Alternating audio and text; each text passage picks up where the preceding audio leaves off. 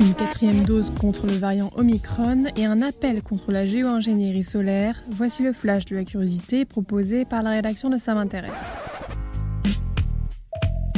La différence entre l'homme des cavernes et nous, c'est le résultat de la science. Et ce n'est pas une opinion, c'est de la science. Notre monde n'est pas si moche.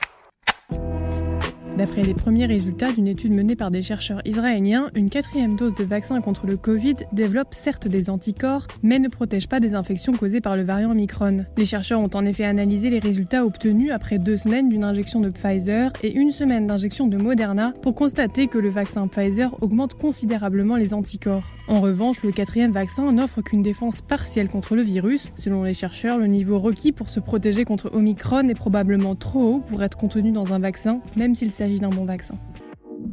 Super, j'adore. Alors écoute-moi bien, je vais essayer d'être clair avec toi. Ouais, génial.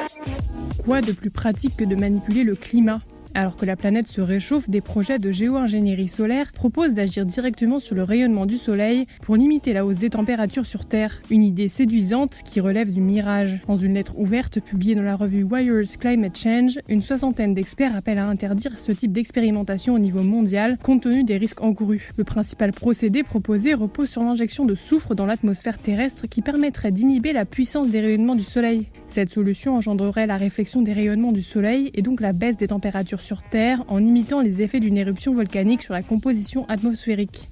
Or, selon les experts, un tel refroidissement artificiel pourrait avoir des conséquences désastreuses au niveau local, tant sur la météo que sur l'agriculture ou encore sur les ressources élémentaires que sont la nourriture et l'eau. Voilà, c'est tout pour aujourd'hui, on se retrouve bientôt pour un nouveau flash. En attendant, vous pouvez retrouver tous nos épisodes sur les plateformes de podcast Spotify, Deezer et Apple Podcasts. Voilà. Il ne reste plus qu'à vous remercier de votre attention. Au revoir.